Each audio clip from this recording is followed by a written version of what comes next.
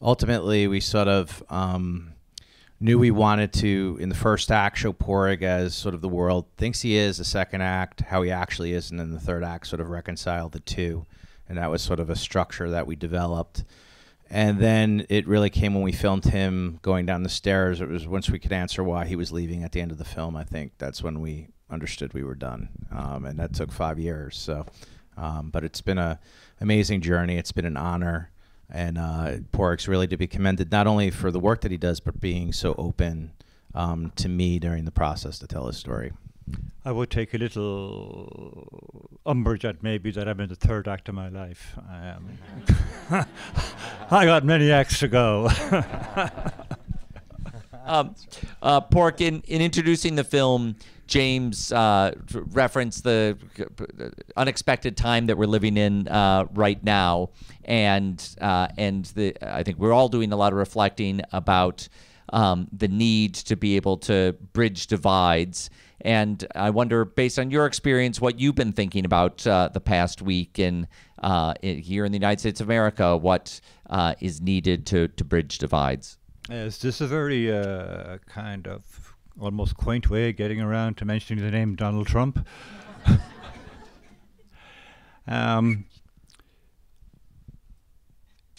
It is an extraordinary time, not just here.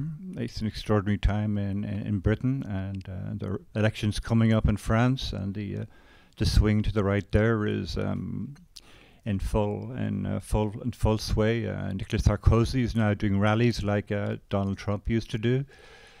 You have an Austrian president who's a right wing. You have a prime minister in Hungary who's close to being authoritarian, a very right-wing government in Poland.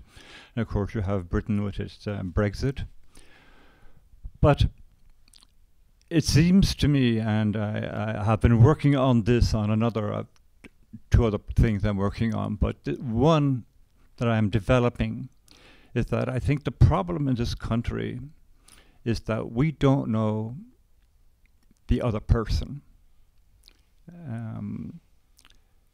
I don't think white people understand how blacks live. They've never been in a black area. They don't go into black ghettos, and at least not in Chicago and Los Angeles and places like that. And blacks don't know, like in a way, black young people don't know how whites live, because if they come into white areas, or they might find themselves that they're shot pretty quickly. So I'm developing a project with Ferguson.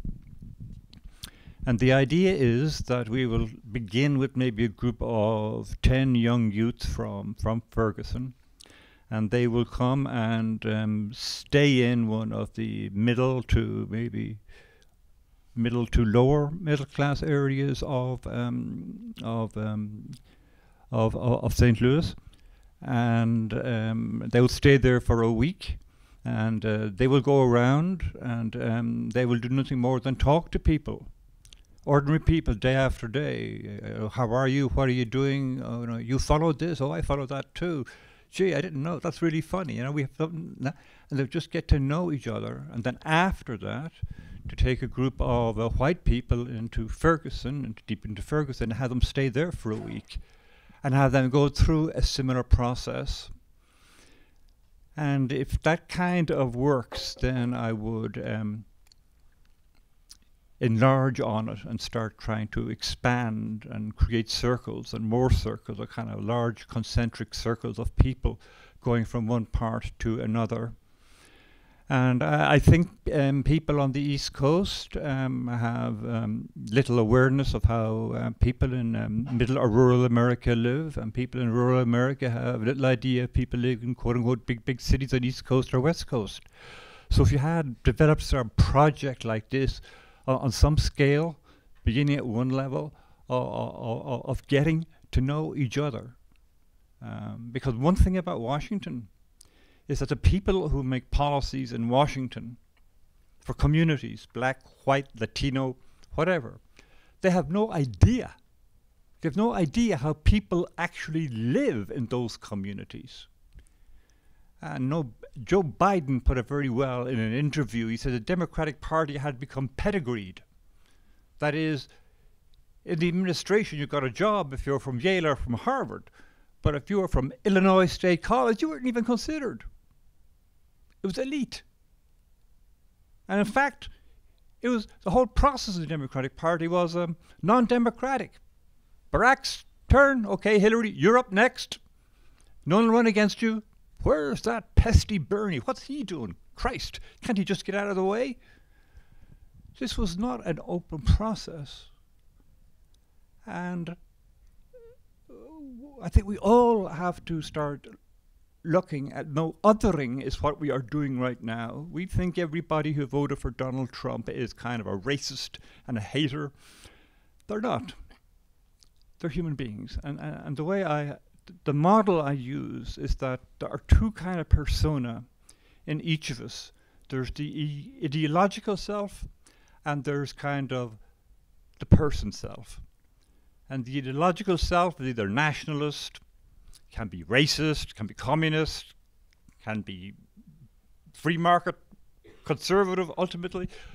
On the other side, there's the ordinary person in that person who laughs, who cries, who loves, who cares for his or her children, who want them to succeed in life. And that's the person that we should be reaching out to. So instead of looking at that block of voters as kind of some kind of funny people who don't quite understand what America is about, we're seeing them through the lens of an ideology, in a way the opposite of our own value system, whereas we should be trying to understand them as human beings with a slightly different set of values. And we can only do that if we learn about them. And we can only do that if we go out and we see how they live. So the question was, to do your work, it certainly requires a lot of hope, and he wonders where that hope comes from, and he wonders if you take joy in your accomplishments. To the second part, no. And that is in part because I am emotionally flat, and this serves me well when I am in conflict areas, because I don't fear fear. So I don't get emotional, or I don't get kind of sized up if I'm in a particularly bad area. Like I'm going back to Iraq next week, up to Kirkuk and around Mosul, and I'm looking forward to it because it'll be exciting. And there's no doubt, I think, as Charlie Sennett said in that thing, is that if you get hooked on danger, it becomes in itself as kind of an addiction.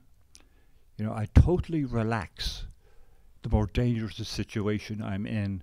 And I think that's because I understand at that point that I have absolutely no control over anything at all.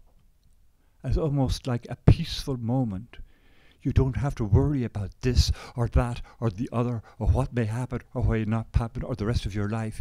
You're just there, absolutely in that moment, as peaceful. And the first part was hope. It's about hope. Yes, I carry around in my pocket two lines from a song by Leonard Cohen, who just died last week. And the lines are, "There is a crack in every wall, and that's where the light comes in." Now that is a lesson of hope, because if you ever fixed that crack, the light could never come in.